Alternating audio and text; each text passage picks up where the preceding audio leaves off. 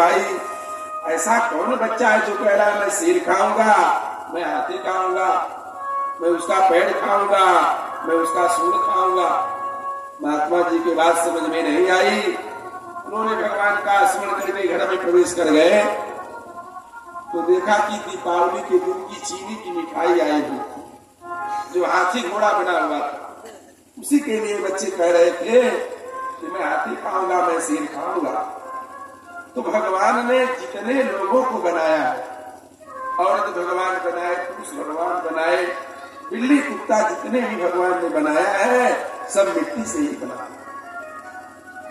जिस प्रकार से मूर्तिकार चिन्नी से हाथी घोड़ा कुत्ता बाघ सब बना देता है, उसी प्रकार से भगवान इन 5 तत्वों से इस शरीर की रचना कर देते हैं।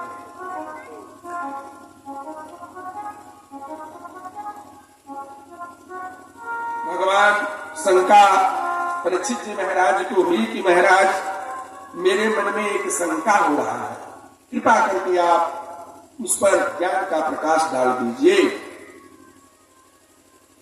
भगवान का अनुग्रह कैसे जीवों पर हो जाता है? जीव कर्म करे, कर्म का फल मिले।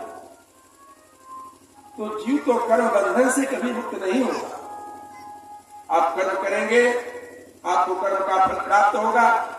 अच्छा करेंगे अच्छा मिलेगा, बुरा करेंगे बुरा मिलेगा। तो भगवान से तो कोई संबंध ही नहीं होता। मैं कर्म कर रहा हूं, उसका फल को मिल गया। भगवान का तो बीच में नाम ही नहीं है। जीव कर्म बंधन में हमेशा फंसा रहे। महाराज जी बोल रहे हैं कि भगवान तो राष्ट्रपति है, सर्वाधिकार भगवान के हाथ में सुरक्षित है।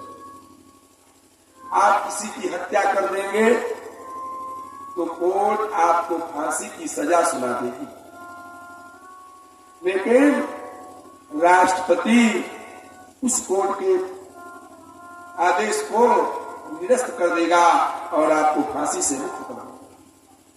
तो भगवान की जब कृपा हो जाती है, अब किसके ऊपर हो जाएगी, कब हो जाएगी, इसका कोई समय सीमा निश्चित नहीं।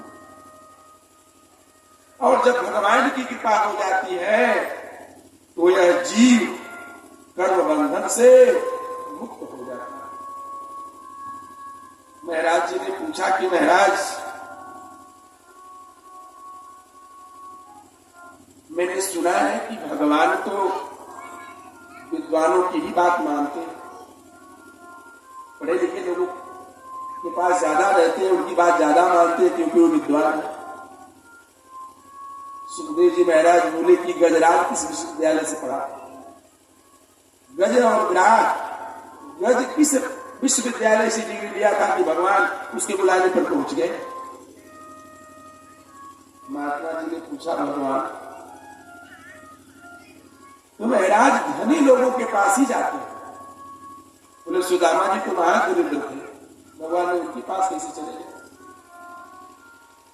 बोले भगवान तो बड़ी जातियों के पास जाते। बोले शिवरी की भीड़ नहीं थी, मुझे हैरान थी, भगवान कैसे चले गए?